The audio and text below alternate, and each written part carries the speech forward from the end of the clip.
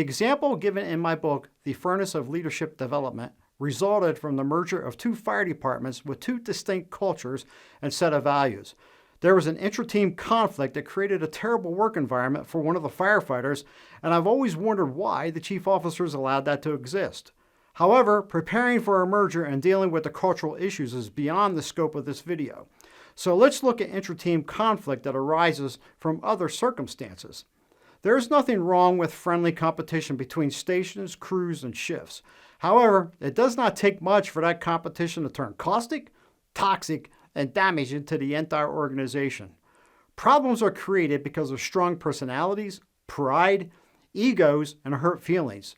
This is where strong leadership is required to manage the competition and keep it friendly.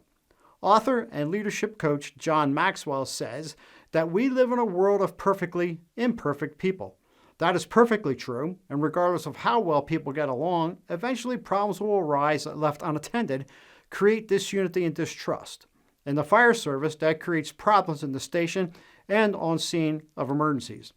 When I hear firefighters say, "We don't get along in the station, but we get the job done on scene," I'll throw the yellow penalty flag for a 15-yard personal foul.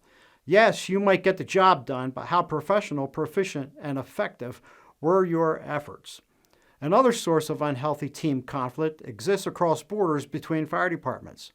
I have had the privilege of working automatic and mutual aid incidents with other departments whose members were professional and humble.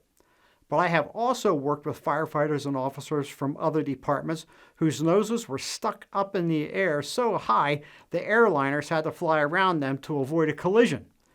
Correcting obnoxious behavior like that requires leadership on the part of everyone in both departments, all the way up to the chief. Unhealthy team conflict is also created when insecure leaders are threatened by questions the troops ask.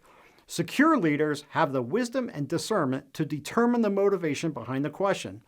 It is important for us to remember the words of General and President Dwight D. Eisenhower when he said, "May we never confuse honest dissent with disloyal subversion."